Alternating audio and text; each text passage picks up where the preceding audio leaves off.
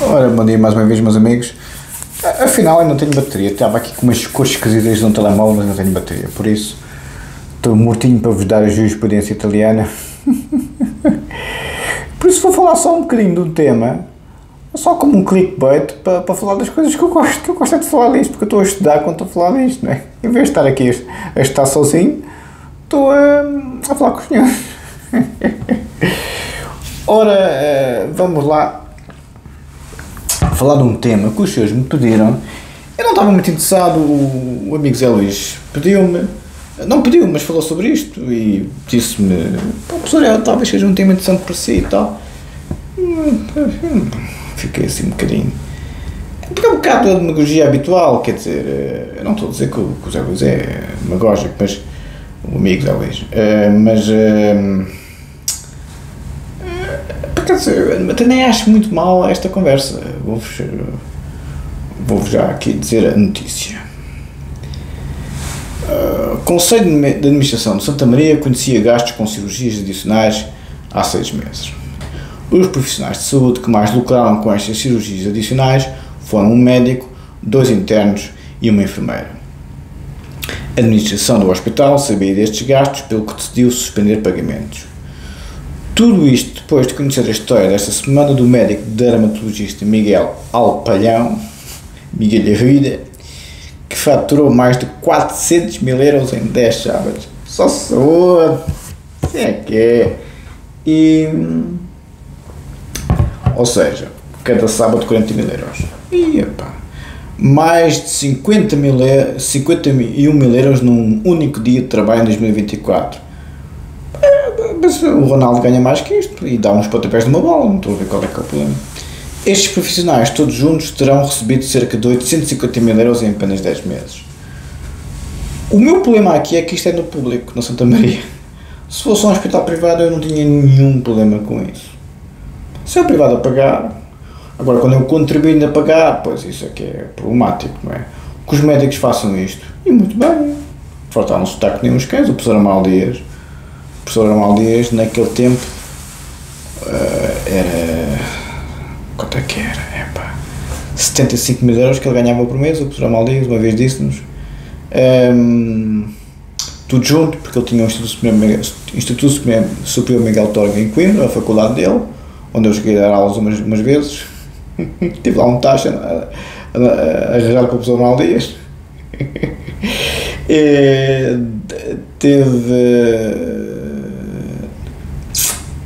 Tinha a Clínica Pinel, onde eu nunca dei consultas. Eu só dei consultas na rua Pinheiro Chagas, mesmo ali em frente no pé do Maracanã, ali aquele restaurante na esquina da Fontes Pereira de Mel com a rua Pinheiro Chagas. Esse foi o meu segundo consultório. Em Inglaterra tive sempre o mesmo consultório, London Bridge, sempre o mesmo consultório, mesmo ali ao pé dos tribunais, claro, não é? E então o meu consultório em Lisboa era, o segundo foi a rua Pinheiro Chagas, na esquina com o Fontes Pereira de Mel, no pé do Maracanã, mesmo em frente ao Saldanha Residence, onde eu pensei em viver, mas depois estava com aquela coisa e fui lá ver apartamentos no Saldanha Residence, mas não gostei da garagem, muito apertada para entrar, até havia lá um Lamborghini uma vez a entrar, mas muito apertada e tal, os ângulos, isto vai raspar aqui. E eu tinha sempre muito cuidado com as garagens, quando fui ver os prédios de luxo em Lisboa. O Saldanha Residence, o edifício mesmo ao lado do Corte Inglês onde eu fiquei a viver, lá aquele espelhado muito bonito com o lago lá dentro. Depois, na Avenida Liberdade, também um edifício de luxo espetacular ali ao pé da Louis Vuitton em Companhia Limitada. Fui ver também outro no Saldanha lá para trás, porque o Saldanha Residence é mesmo na Avenida da República. Lá para trás, já não me lembro como é que chamava aquilo, também um edifício. Havia 4 ou 5, talvez 6 edifícios de luxo espetaculares, os mais caros e o mais XPTO para se viver em Lisboa. Fui vê-los a todos. Escolhi o mais caro, como sempre, não tenho juízo nenhum. Escolhi o mais caro, que era o do Corte Inglês, na Antônio Gastinhar, 2.500 euros por mês, que era uma tarefa de renda, 2.500 euros por um T1, era um T1, pareceu o apartamento do André Ventura. Devia ser maior que o do André Ventura. O André Ventura parece que é um T0, não é? Não sei. E então o apartamento era o mais caro deles todos, do Saldanha Residence, do edifício na Avenida da Liberdade, do outro Saldanha por trás. Fui ver esse Saldanha por trás, que era não era bem na Avenida da República, era por trás. Era um edifício muito bonito também, todo espelhado, não sei mais o quê. Aqueles edifícios bonitos, espelhados, que o pessoal faz para o pessoal da bola e para os médicos que ganham 400 mil euros em 10 sábados. Há dinheiro em Portugal, atenção. E então, onde eu queria chegar é que, já não sei porque é que comecei a falar disto, mas enfim, os dinheiros dos médicos e dos futebolistas. O professor Amaral Dias, eu nunca fui à clínica dele, nunca trabalhei na clínica dele, a Clínica Pinel, porque tinha os consultórios, os meus, na Rua Castilho, onde estava o psicanalista da esposa do professor Amaral Dias, o Dr. Luís, um grande abraço para si, que era amigo, que era psiquiatra e psicanalista, que era com quem o professor Amaral Dias pôs a mulher a fazer psicanálise. Era no mesmo consultório que eu tinha consultório. O dono do consultório era o Dr. Luís Barbosa, e psiquiatra, muito bom homem, gostei muito dele, e eu tinha consultório nesse gabinete na Rua Castilho, ao que parece, mesmo ao lado do prédio onde hoje em dia o Ronaldo mora. E então, esse foi o meu primeiro consultório. E depois, que tinha ao mesmo lado um stand onde estavam lá os Rolls Royce e os Lotus e tal, e eu ia sempre para lá, e os McLaren Mercedes e tal, ia sempre para lá tudo derretido. E ele estava assim, os vendedores, Soutor, venha para aqui. Porque as pessoas todas, só no registro mais formal académico, é que eu sou professor para ali e eu sou professor para aquele outro, como é evidente. O título dos vendedores de automóveis para os clientes bons é o Soutor. É o Soutor, como é evidente, não é? Doutor, como dizia o homem da Audi quando eu tive qual é que foi? O RS, comprei um RS em Lisboa, e eu não gosto muito da Audi, mas os canhões eu também comprei. Como sabem, eu tive 5 Porsche até hoje, o Boxster, o Carrera S, o Carrera 2S, o Cayenne Turbo, pronto, já sabem o que é que casa gasta. E um está encostado agora e tal. A Maria ficava para ver com aquilo, está só a ganhar pó, não ganha pó, que eu vou lavar. Mas já nem anda, está ali, me custa lá as boxes, ponho só a trabalhar e tal, tenho que ter cuidado com as baterias para me dar apanha, porque eu não tenho carregador na garagem, tenho que... Quando vou lavar tenho medo que me pele, porque não posso andar na rua, se eu agarrar, levo uma multa que até me tem impressão, e não sei se não apreendem. Bom, mas continuando, então os carros que estavam mesmo ao lado do meu consultório eram uns canhões, inclusive o Rolls Royce. E o homem estava a dizer, Soutor, tenho aqui um bom para si, está bem, cara amigo, muito obrigado. Que ele via também os canhões que eu levava para o consultório, né? Arrumava mesmo lá à frente, porque eu tinha uma gasolina, e então depois das 5 dava para arrumar sem problema nenhum, ali mesmo ao pé da porta do consultório. Espetacular, bons tempos. Pronto, por isso eu nunca trabalhei na clínica do professor Amaral Dias, que agora é proprietária, quem é proprietária é a Joana. Os irmãos, o Henrique deve ser o que está a gerir a faculdade, o filho do professor Amaral Dias. Depois eu tinha outra mais nova, depois tinha a pequenina, nunca conheci nenhum, e realmente o professor Amaral Dias dizia muito isso, que ele ganhava na altura 75 mil euros redondos por mês, e dizia, não acham muito? Então e esse gajo da bola? Burros até a medula, só sabem dar pontapés. Este senhor dos 400 mil euros, é realmente um escândalo. O amigo Zé Luís, você tem razão. O amigo tem razão, quer dizer, realmente é um escândalo. É um escândalo no público, uma coisa destas. Porque é o contribuinte a pagar, é o pobrezinho do português, não é? Agora, é um escândalo dos escândalos, não é? Isso reconheço que sim. Agora, dir-me-ão,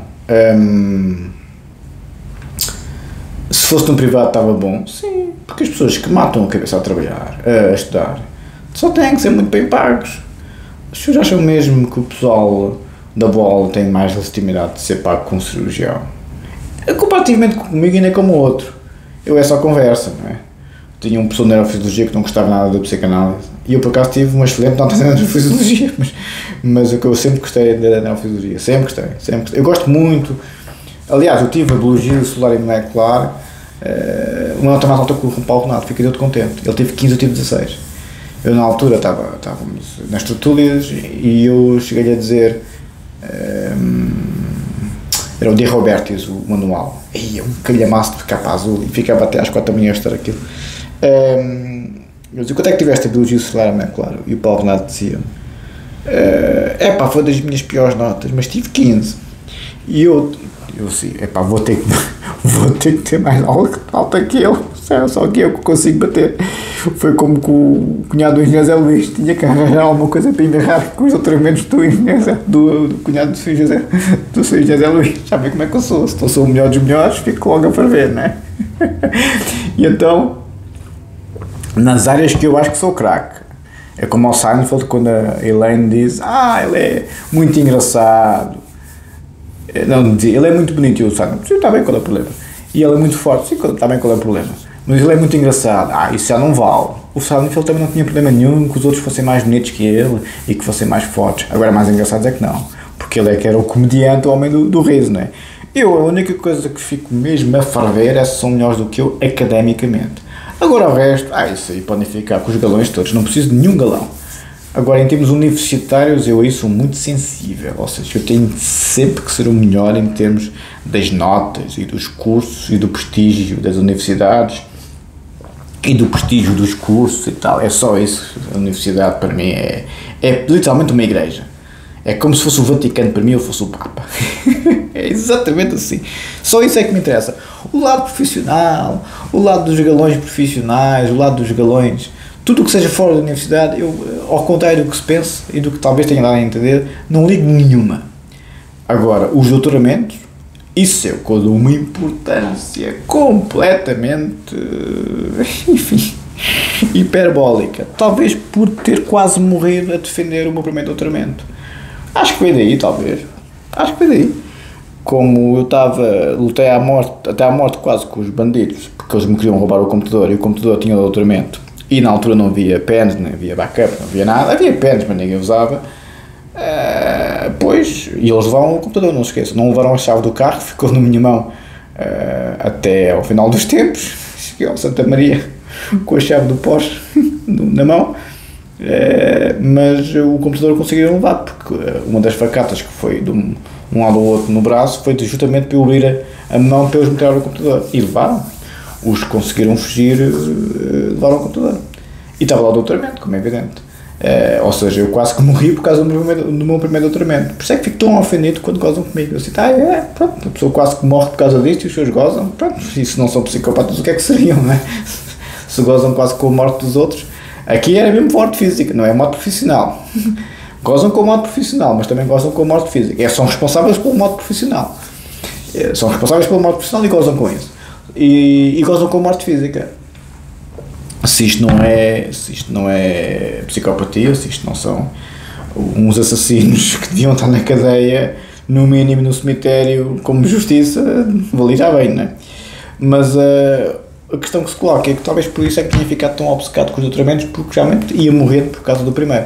E depois tive que mandar 50 e-mails para o orientador, para o Christopher Rock, para ele mandar tudo o que tinha do meu doutoramento, porque tive que o refazer de novo.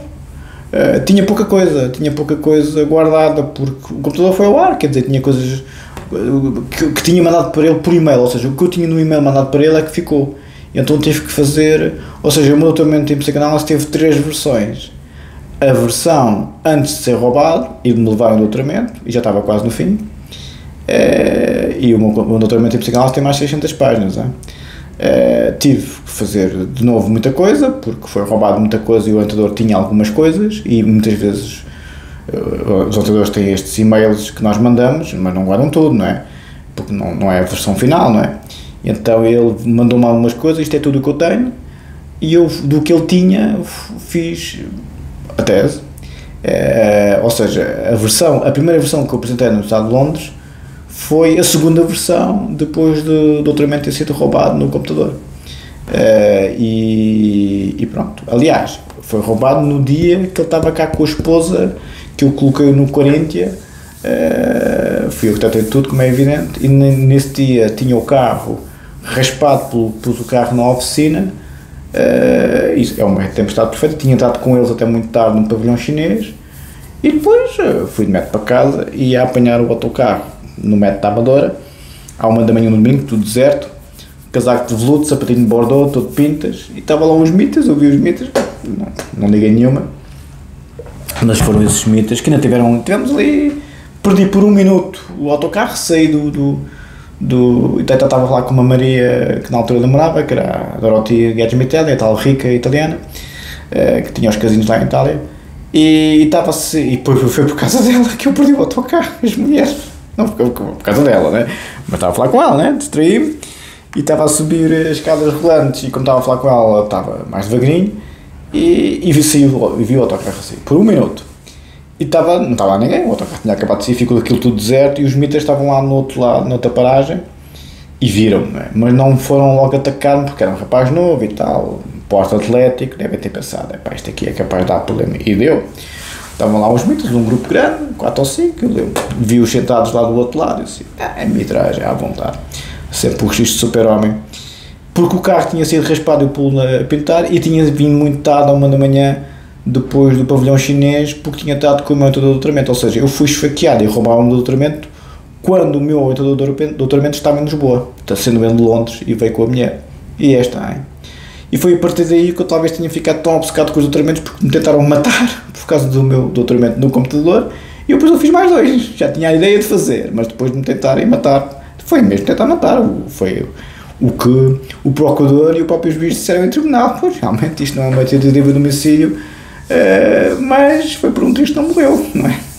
Não foi tentativa de homicídio porque eles não foram ao pescoço, foram só ao braço. Se eles me tivessem dado uma facada no pescoço ou no outro lado qualquer, já qualificava. Mas toda a gente percebeu que aquilo era um assalto, não era uma tentativa de homicídio. Mas quer dizer, ficou a 1 milímetro da veia femoral, não é? Como é que se chama? Que a pessoa se vai em sangue, quer dizer, não foi tentativa de homicídio por um triz, não é? Mas, e era homicídio se eu tivesse morrido, como é evidente, não é? Qualificado, porque tinha sido assalto. Lá está, as questões jurídicas são muito patronais, depende muito das consequências. Por isso, o que eu dou verdadeiro peso é os doutoramentos. Até, como devem calcular, falo pouco de outras coisas todas, porque é exatamente onde está a minha vida toda. Por isso é que eu adoro estar sempre a ler as teses, porque foi a minha vida toda a fazer isto. Depois o que eu fiz com as teses, sim, fiz algumas coisas que as instituições me foram solicitando. Mais formal, menos informal, mais full-time, mais part-time, mais a coadjuvar, mais central, mais lateral. Pouco me importou, porque o que eu gosto é de estudar, pouco me importou o que é que a universidade me pedia, ou o Ministério Público me pedia, ou o Tribunal me pedia, ou um advogado não sei das quantas, ou um clínico, ou um psiquiatra. Sim, o professor Maldias pediam para fazer aquilo, fazia aquilo, o meu orientador lá em Londres pedia para fazer aquilo outro, o Ministério Público lá em Londres pedia para fazer milhões de coisas. Sim, havia vários, até os graúdos. Na altura eu fazia análise àquele senhor muito rico que tinha sido sobrinho neto do homem mais rico do mundo nos anos 50, e ele também tinha muita influência em Londres, também me pediu para fazer uma série de coisas. Depois, não vou aqui entrar em pormenores, mas havia muita solicitação porque Londres é um mundo, Lisboa também, estava bem. O professor Constância de Brito pediu-me para algumas coisas, pediu algumas coisas, o Constância de Brito, tudo no âmbito do direito. A Helena Cabral Suzano, a juiz de direito, também me pediu para colaborar com os jornais, com os jornalistas. Eu dei várias entrevistas que está na internet, aliás, uma delas, do Jornal Público, não sei se, acho que foi, teve uma entrevista há umas 6 horas, em que a jornalista falou comigo acerca daquele senhor que matou o filho, bebê. O João deve ser punido ou tratado. É exatamente o que eu tenho aqui falado tantas coisas, tantas vezes agora nestes últimos vídeos. O título da notícia do jornal era João matou o filho bebê, deve ser punido ou tratado, assim qualquer coisa. E a Maria Helena Carvalho Susana, a juíza de direito que foi minha colega de doutoramento, é que pediu aos jornalistas para falarem comigo. E comigo e outros confrados, tudo graúdo, não é? Procuradores, juízes e por aí adiante, não é? E então o Rafael da Amadora, sempre bem acompanhado. Sim, a Maria Helena Carvalho Susana pediu-me, depois também pedia para fazer lá umas coisas para o SES, porque o pessoal dos doutoramentos costuma ser, muitas vezes, parte de júris no SES, para os futuros juízes. O pessoal dos doutoramentos que ainda estão a fazer doutoramento em direito, costumam ser o júri avaliativo dos futuros magistrados do Ministério Público e magistrados judiciais, ou seja, juízes de direito e procuradores. E havia muitas felicitações, a Patrícia anda sempre nisso. A Patrícia, bem, não vou entrar em pormenores, mas pronto. E então, sem ser doutorado, só fazer doutoramento, porque o doutoramento em direito é muito prestigiado, então qualquer pessoa que está a fazer doutoramento em direito tem 5.000 solicitações de toda a gente possível e imaginável. Então, se tiverem mais de 2 doutoramentos no pelo, como é o meu caso, vejam bem as solicitações que eu não tinha, tanto em Lisboa como em Londres. Nunca me interessei muito por essas coisas, só me interessava verdadeiramente era em fazer investigação técnica, fosse no campo clínico, filosófico ou jurídico. Claro que depois os operadores do direito, por causa do problema da psicopatia, começaram a ter um grande namoro comigo. Os juízes e os procuradores começaram a ter um grande namoro comigo. Quando eles me conheceram, em Portugal, principalmente em Londres, já estavam com aquele namoro todo, não é? Mas em Lisboa, quando me conheceram, quando eu fui para o doutoramento em Direito, Jesus, Nossa Senhora, não foi por acaso que eu fui para o Brasil quando saí de Portugal, porque o próprio meu colega de doutoramento em Direito, em Portugal, que tinha fugido do Brasil porque a máfia do PCC estava atrás dele, porque ele tinha sido titular do Ministério Público num caso muito grave no Brasil, em que o juiz, também titular desse processo, foi assassinado pela máfia brasileira. E então o Marcelo Zenkner, que agora já deixou a Procuradoria no Brasil, fugiu para Portugal, porque o irmão morava lá e os brasileiros gostam de ir para Portugal para estudarem, né? Foi tirar o doutoramento e foi meu colega de curso. E eu fiz muita amizade com ele e com a juíza de direito. Ele era procurador, ela era juiz de direito, a Maria Helena, a tal que me cruzei no mesmo avião com a Ana Gomes, e estavam as duas em económica, tanto a Ana Gomes como a doutora juiz, e eu fui lá dar-lhe um beijinho a ela lá atrás, e olhei para a Ana Gomes toda despenteada, e eu assim, o Rafael da Amadora em classe executiva, e a doutora juiz e a senhora embaixadora em classe económica. É um dia bom. São estes meus prazeres da vida. Eu sim, é um dia bom. Eu sou o Rafael, vou em executiva. As doutoras, embaixadoras e juízes vão em económica. Estas minhas arrogâncias que os filhos das gordas e as malárias tanto testam, como é evidente. É a vida, é só para quem pode, não é para quem quer. Então,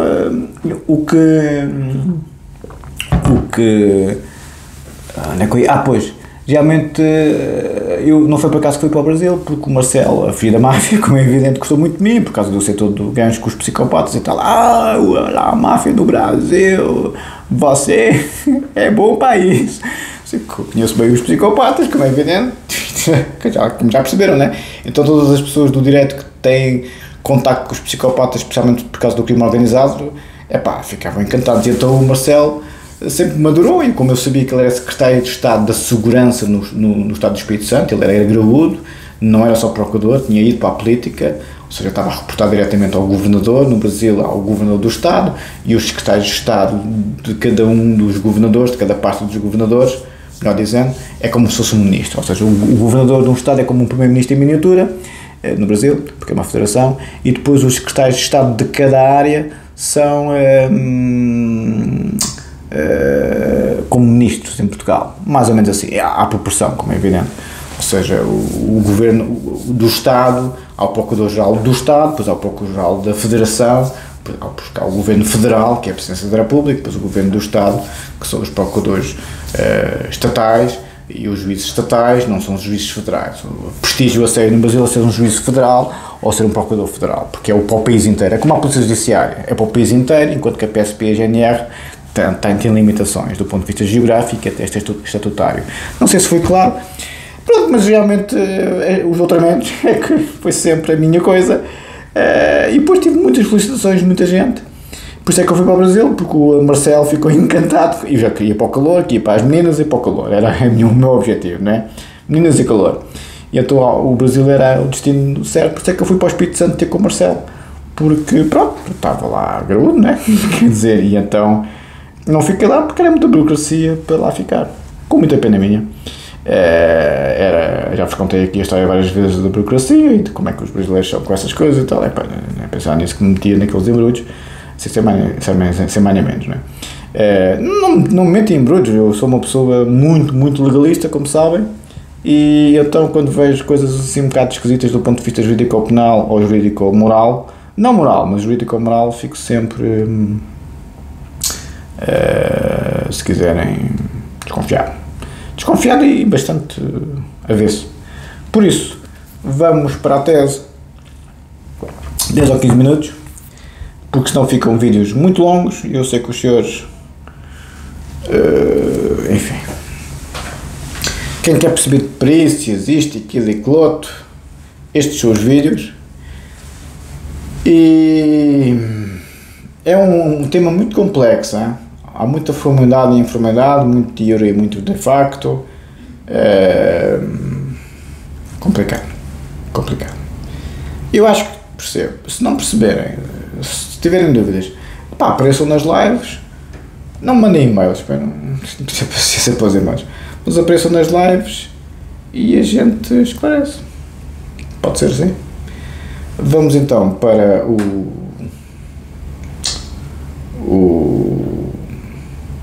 a tese outra vez. Tínhamos ficado na jurisprudência italiana e tenho que ver os vídeos por ordem. O engenheiro Avelino pediu-me para numerar os vídeos. Não numero. Está numerado pela ordem de há quanto tempo é que foi publicado. Foi publicado há 1 hora, é o primeiro. Foi publicado há 45 minutos, é o segundo. Pá, os senhores também têm que pensar um bocadinho, não querem a papinha toda feita.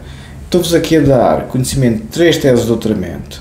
Só o doutoramento em Inglaterra custou-me 100.000 libras, façam contas em euros. E os senhores ainda querem batatinhas. Foda-se. Peço imensa desculpa, não se pode dizer nada, né? Não se pode usar vernáculo. Dá para a pessoa ficar maluca, ainda querem batatinhas. Não querem mais nada, não querem o rabinho lavado com água de malvas, não querem mais nada.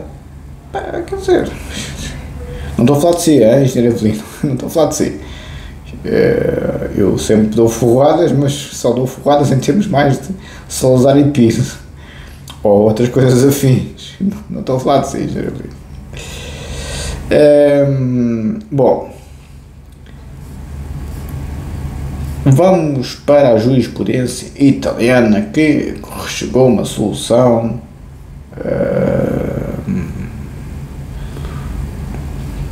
extraordinária, segundo as minhas palavras, acerca da... Tínhamos ficado aqui. A frase foi a última que eu vos disse no último vídeo. E não vou fazer mais nenhum vídeo hoje. Então não vêm, os senhores não vêm. Só vem se tiverem 1 hora, não vêm. Eu estou entusiasmado nisso para dizer isto, quer dizer, porque o Paulo Renato também estava como eu, a falar alto, decora-se tudo. Ora,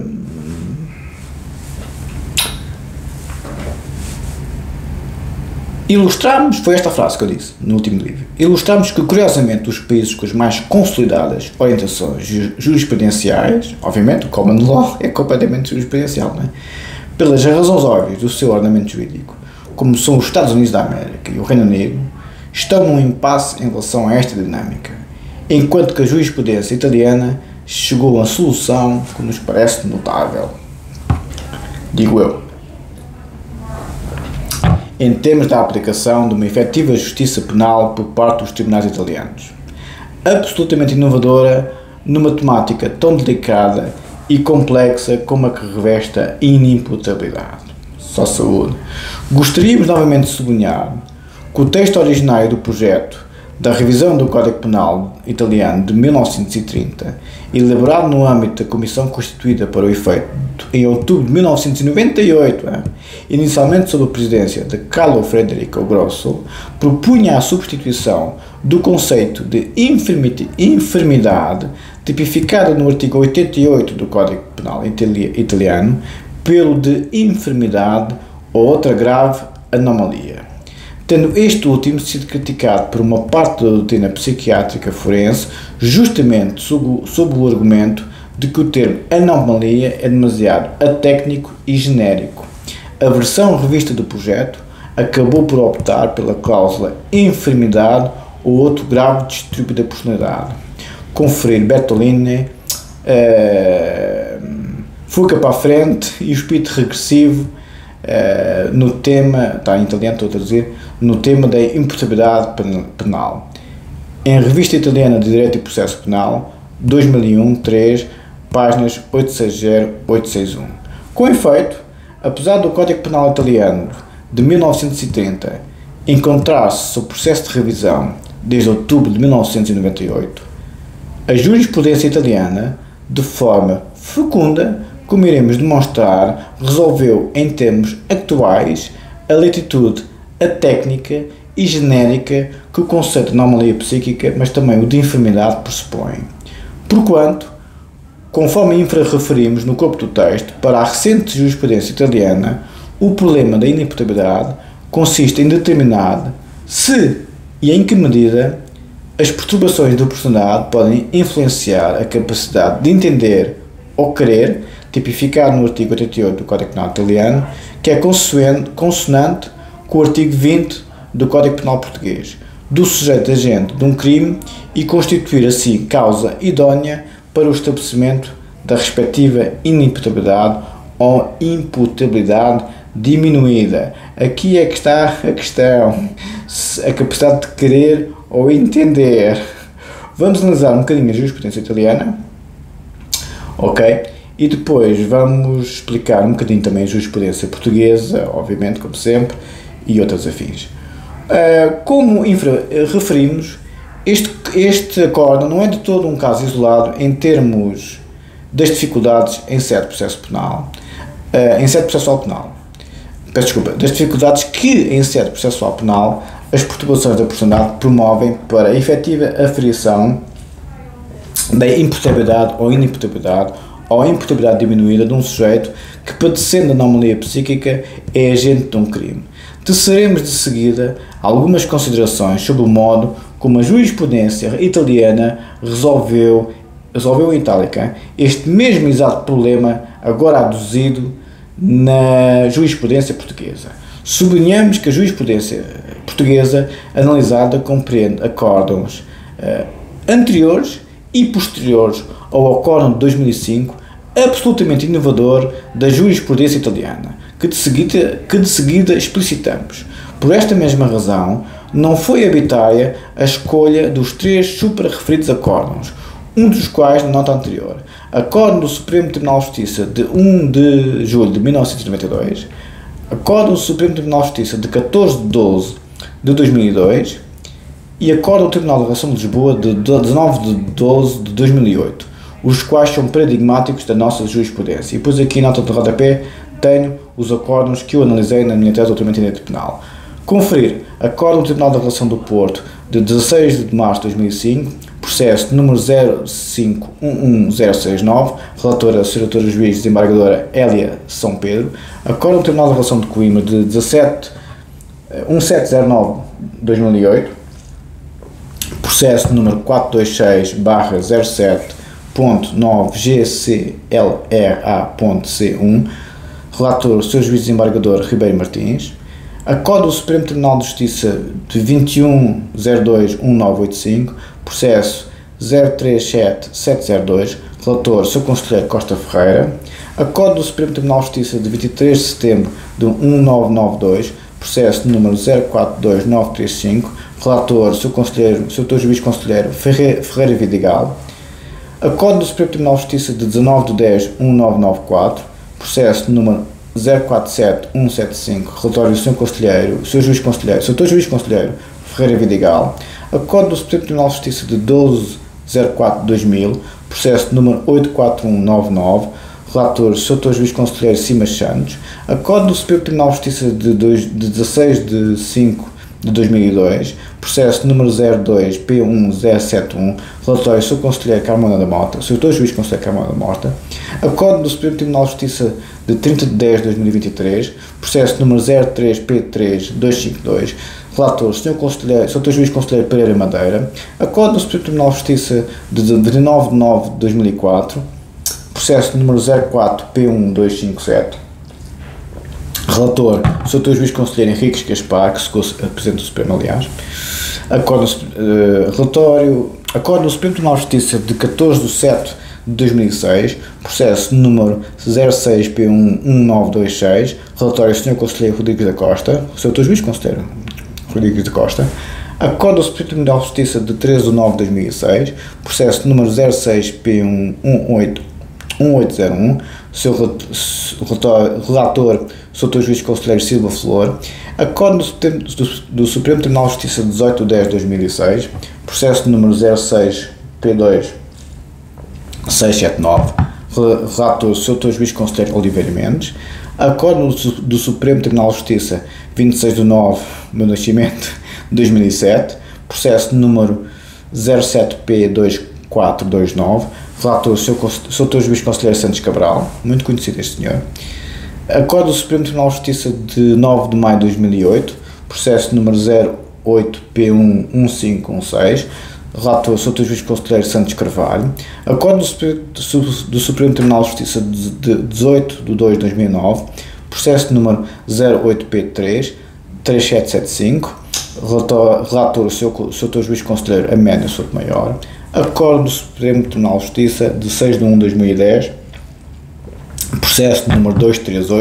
238-08.2J-AAVR.C1S1, relator Sr. Juiz Conselheiro Oliveira Mendes, Acórdão do Supremo Tribunal de Justiça de 27 de maio de 2010, processo número 6.09.4JA-GRD-C1S1, relator Sr. Juiz Conselheiro Maia Costa.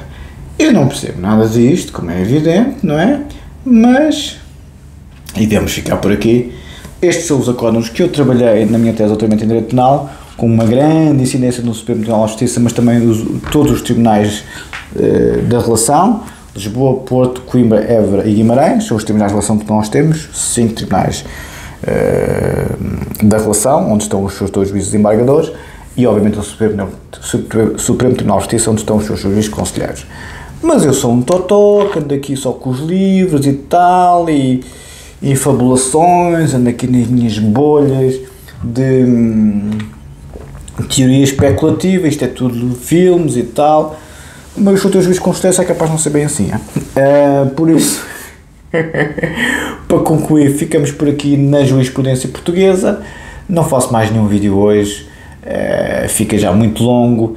Quem gosta de perceber como é que os psicopatas são julgados na jurisprudência portuguesa, inglesa, francesa, italiana e alemã, fiquem por aí. Vamos analisar agora a jurisprudência italiana, que realmente foi a única jurisprudência que até hoje existiu que foi clara. A solução não é muito boa. Bem, os senhores depois vão ver, que eu não quero também cortar o suspense. Eu não gosto muito da solução da jurisprudência italiana, mas é uma solução. Não ficou no impasse que as outras todas estão.